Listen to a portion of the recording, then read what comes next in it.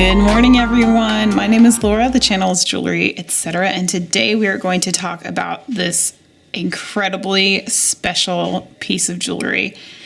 I'm going to go ahead and say that you could consider this a bolo piece. And if you don't know what a bolo is, that is be on the lookout for one of these. This piece is called a Pools of Light necklace. And we're going to discuss it today while I do some repairs to it. And you will learn today, hopefully, why this piece is so special and why I was beyond excited to find it. But before we dive into all of that, please hit the thumbs up if you guys don't mind. Subscribe to the channel if you haven't. And be sure to leave a comment at the end of this video. Let me know what you think of this necklace. Do you think it's worth as much as a lot of people are willing to pay for it? Or do you think it's nothing special? And also, have you ever found an amazing piece of jewelry when you were out hunting for thrifted items? Did you find something really good? And if so, let me know in the comments what that was. All right, so if you guys missed it on the last video, I found this at a local antiques shop / flea market. There's one vendor there that has like baskets and baskets of usually junk jewelry. Every once in a while, I'll pick up a piece of sterling jewelry in there, but usually nothing too crazy special. And actually, right now I'm going to go ahead and play the clip that I made in the shop right after I found this necklace. I am quietly freaking out right now. If this is what I think it is, this is a fantastic score. And it's also on my, I hope I find this one day list, and I never thought I would find it if it's what I think it is. Oh, bye. Okay, so even though this thing had some condition issues with it, I knew exactly what it was, and I was so jazzed to find it. So this is what we're going to do today. We're going to repair this piece here. As you can see, it used to have one more piece of crystal in here. And just to tell you, really, let me discuss that first, then we'll talk about the repairs we're going to do. Some of my research of this necklace, I could not find where they originated from. I can't find any information out there on the interwebs about exactly when they first came on the scene and where they came from. I did read that some were imported, but they did start making an appearance in the early 1900s, and they were very popular in the 20s with like the flapper movement. They had necklaces like these that were like super duper long to go with that kind of style, and they were in different lengths. And what the true Pools of Light necklace, this is very important. They're sterling. They're made of sterling, the metal is. And then these orbs here are crystal quartz, aka rock crystal. And the most important thing about these and what's going to drive the value up is them being undrilled. So you can't really tell on that one. Let me show you. There's one here I need to clean up. Actually, a couple of them that need to be cleaned up. As you can see, it's got something funky on it, but it was coming off pretty easily for me. But this allows me, I was going to clean it before the video, but I wanted to show you this right here. As you can see, these pieces can, be moved freely within the metal. It's not drilled. If they're drilled, it is not an authentic Pools of Light. Why is this important? Well, the thing that makes these so special, and as you can tell just by it sitting here, is the way that the light passes through an undrilled sphere is very different than the way it passes through a drilled one.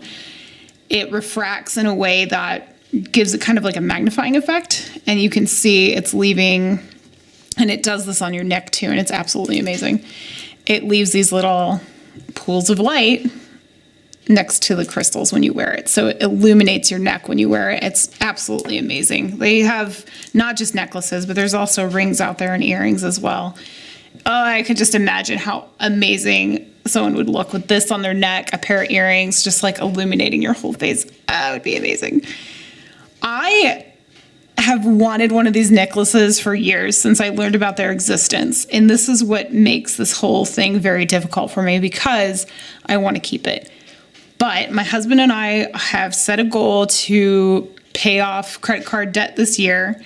And we had this conversation, I think it was on Friday. And then Saturday, I find this necklace. So to me, that is like a hello from God. Like, hey, here's a little opportunity to take a little chunk out of that debt. So I am going to put this up on eBay. It's going to be hard to do, but I'm going to put this up on eBay. And maybe one day one will find its way back to me. But for now, this one will be going on eBay. I did look up comps, and the comps are all over the place. But I'll tell you one thing, this thing is not going to be worth as much if it's not repaired. So that's what we're doing today. We've got little links here. My plan here is to link up a toggle clasp to it. Now, why did I go with the toggle clasp? Well, first of all, this clasp here is, I believe, old, but not original to the piece. The entire piece is sterling. I did acid test everything on here, including the clasp, the chain, and these pieces here holding the orbs in. All sterling, but not the clasp. The clasp is, I think, maybe a brass or something like that. As you can see, it's actually an older clasp. If you look up close, just, I don't know if you can tell by looking at it, but I can, that this is an older spring ring clasp. But it's also kind of lost its springiness a little bit. So even if I did leave that on there, which I'm not going to, it doesn't seem like it would be secure enough for this necklace. So we're going to be replacing that with this toggle clasp, and I am going to do my best to try to get both toggles on there to make it adjustable. And these, I looked at so many different jewelry making supply websites. I actually ended up finding these on Amazon, but they have a little floral detail here that reminds me a bit of the orange blossom floral designs that you saw on a lot of jewelry during the same time period. So this to me kind of throws back to the time period here. Also, there's other versions of this necklace that does have a floral motif hugging the orbs. So because of that, I just felt like this and this kind of went well together. So that's what I'm going to be doing today. I'm going to go let that dog in, and then we're going to start trying to repair this piece. Okay, let's get started. First of all, I do have this all just like on a piece of cloth, just so that things don't go flying everywhere, especially these little guys. I'm a little afraid that that's what they're going to do, but before I open those, let me first take these pieces off. So, oh man, I hate to do this and like cut up a piece of jewelry, but it's got to be done. So here we go. The cut has been made.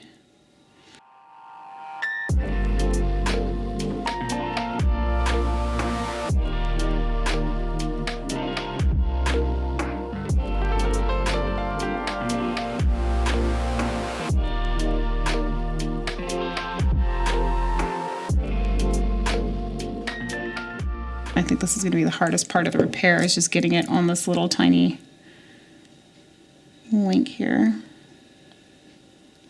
Ha! That wasn't bad at all. All right, well, cool. Well, that was very easy. Okay. All right. So we've got one link down.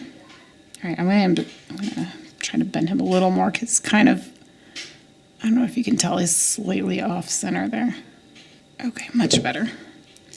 Much better. I just got to make sure that this opening here, if you can see it, probably not. The little opening in this link isn't going to let that piece slip through. That's the last thing I want, is to somebody to wear this and then it slips off their neck. Ooh. So give it an extra little squeeze there. No one said this was easy. Okay, these are very tiny components that I'm working with. Okay. I don't think anything's getting through that. All right, so that's one link down. We've got a couple of these to make though, so here we go. Okay, I'm just gonna pause here for a second to see how long this necklace is at this point, because that's something that's weighing into my decision here, is how long should I make this. So right here is about 12. So we're only sitting at about 14¼ inches, maybe slightly more, maybe closer to 14½ with this set of chains. That's pretty short. So I'm going to keep adding these. I think I'm going to get a good inch of chains on here before I do the first link. And then I'll do another inch for the second link, as long as these links, if there's enough links here. All right, this last link is really bugging me because it's offset, so I'm thinking I'm going to just take it off entirely and do a different one. If you can see, I want it to be perfect. This is, you know, going to be an expensive necklace, and I want it to be, everything to be right. I don't even know if you can tell in the camera. The jump ring is offset slightly, so we're just gonna take that off and redo it. Okay, all right, that was much better that time. Okay, so now we have our link on there. We have extended this, let's see. We've got about 12¼ to 12½ inches on this necklace now. Sorry, I didn't zoom out. So, or I'm sorry, not 12¼ good grief. 15¼ to 15½. So the question is, do we just leave it like this? Let me scoot all these things to the side. Do we leave it like this? Or do we add the ability to extend it another inch to make it a little longer? And I didn't even test this out. Let me make sure that works. Yeah, okay, that will work just fine.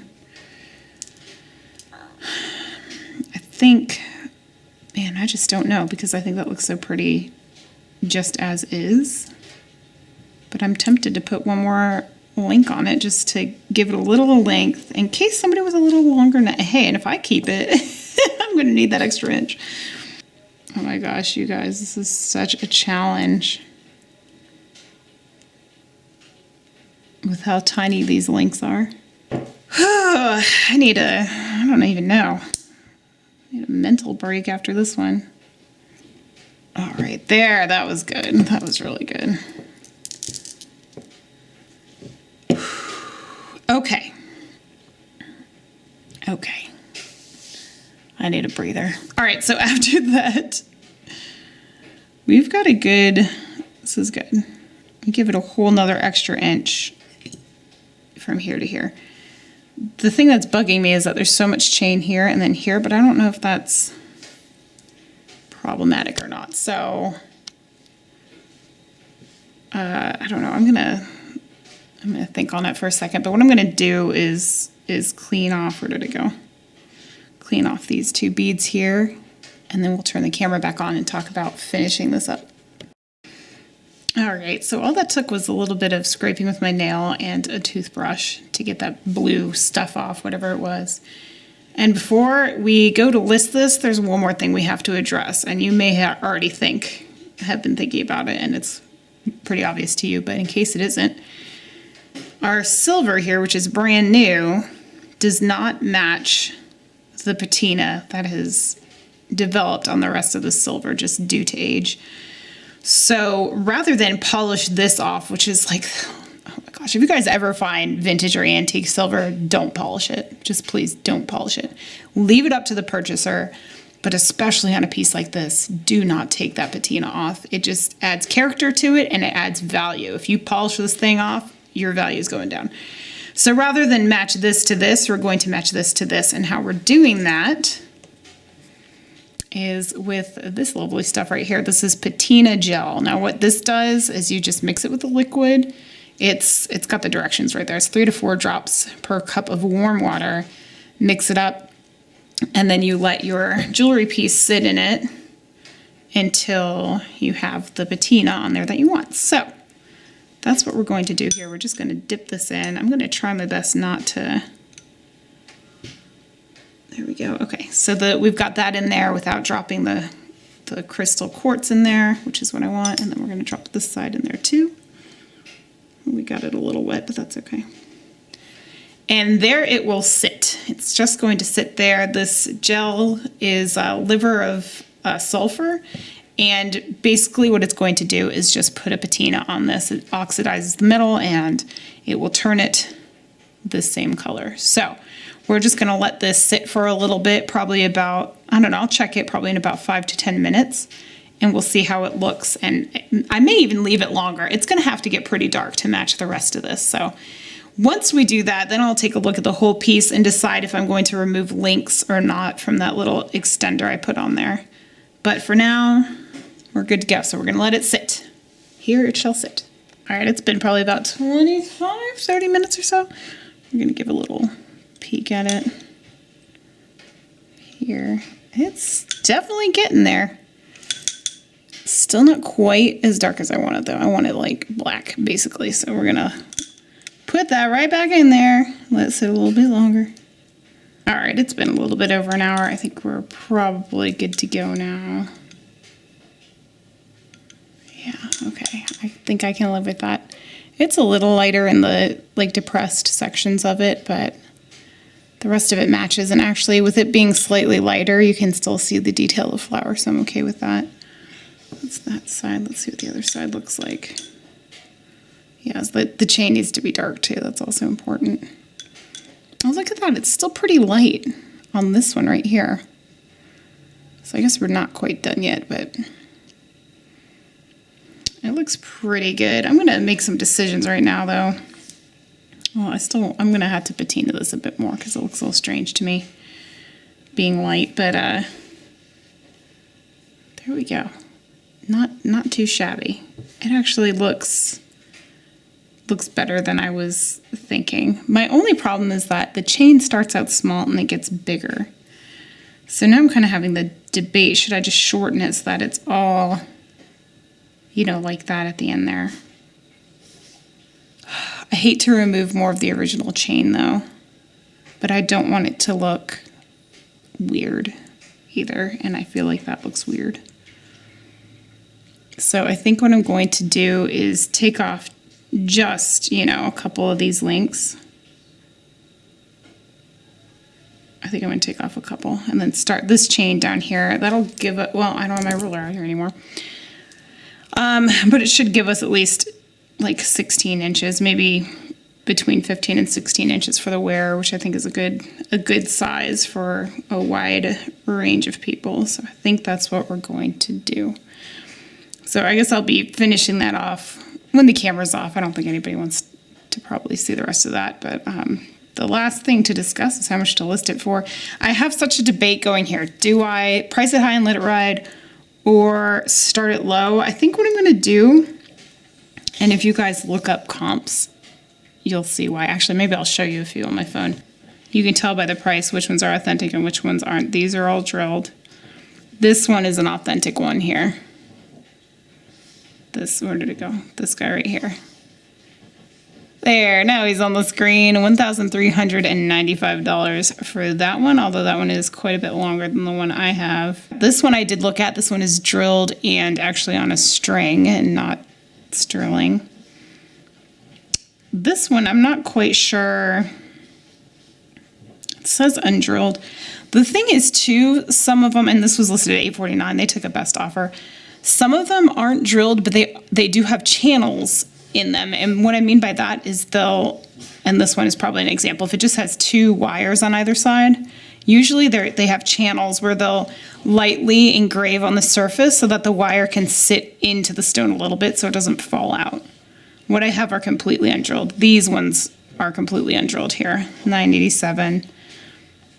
And there's not a ton, $751, there's not a ton for sale right now either. This one is $415. There's one up there that has a ton of watchers. That's like $1,800, I think, in that range.